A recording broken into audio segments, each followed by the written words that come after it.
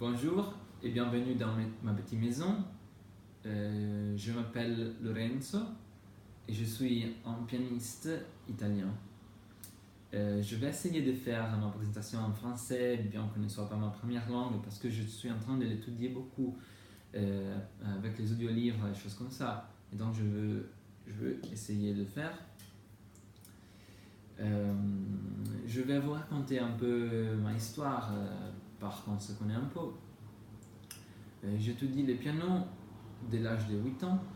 Je me souviens que quand j'étais un enfant, je passais par la rue et j'entendais le son d'un piano en sortant d'une fenêtre ouverte et j'étais complètement hypnotisé. Je m'arrêtais, je voulais rester là à l'écouter. Et depuis, je commençais à demander à mes parents, s'il vous plaît, est-ce que je peux étudier le piano? Et ils ont dit, ouais, ça va. Donc j'ai commencé mes études et je n'étudiais pas trop au début parce que j'étais un enfant, il était seulement un jeu pour moi. Mais j'ai réussi à rentrer au conservatoire de ma cité quand j'avais 14 ans. Et là-bas, je fais les rencontres les plus importantes de ma vie. Parce que j'étais un nouveau étudiant et tous les nouveaux étudiants rentraient automatiquement dans la classe du dernier professeur.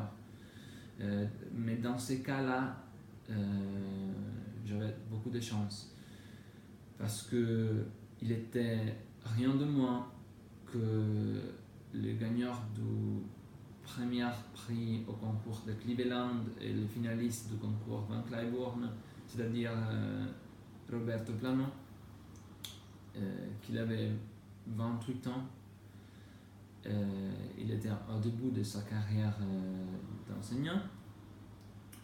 Et je disais ça était les rencontres les plus importantes parce qu'il était comme un grand frère pour moi. Imaginez que j'étais un enfant très confondu, je manquais totalement de discipline, j'étais superbe aussi. Et il m'enseignait la musique, mais aussi toutes les valeurs que même aujourd'hui, il m'inspire. Il m'a donné des leçons de vie sans lesquelles je ne sais pas où je serais aujourd'hui. J'étudiais avec lui par 10 ans. J'ai fait mon diplôme et j'ai commencé à enseigner aussi à les enfants. Et la musique est devenue ma vie. Et j'ai compris ma mission, c'est-à-dire d'aider les autres à travers la musique,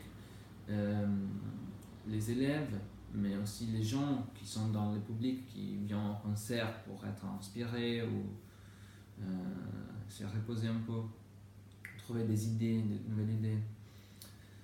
Et bon, ça c'est ma mission.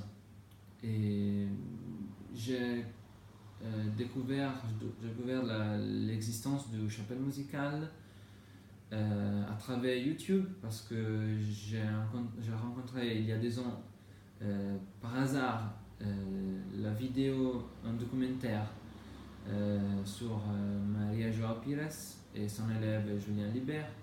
Et je l'ai regardé, j'étais fasciné et immédiatement je pensais c'est l'école pour moi parce que j'aimais l'ambiance,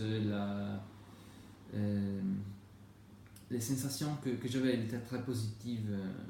C'était la musique comme je l'aimais, une compétition saine, choses comme ça. Donc la chapelle musicale a été dans ma tête pour plusieurs temps, mais je savais que j'avais beaucoup de travail à faire avant de penser sérieusement à la mission. Mais maintenant, je pense que je peux vous envoyer ma candidature et je le fais avec la joie dans mon corps. Et il serait un rêve de venir en Belgique et jouer pour vous les pièces que j'aime le plus au monde. Et bon, ça c'est tout. C'est tout. J'espère de vous rencontrer bientôt. Et je vous envoie des vidéos qui sont des lives parce que je pense que les lives représentent très mieux, plus fidèlement ce que je suis. Parce que quand j'ai la chance de monter sur scène, je me transforme beaucoup. Et je n'aime pas les studios, enregistrer en studio. Et donc voilà, c'est tout.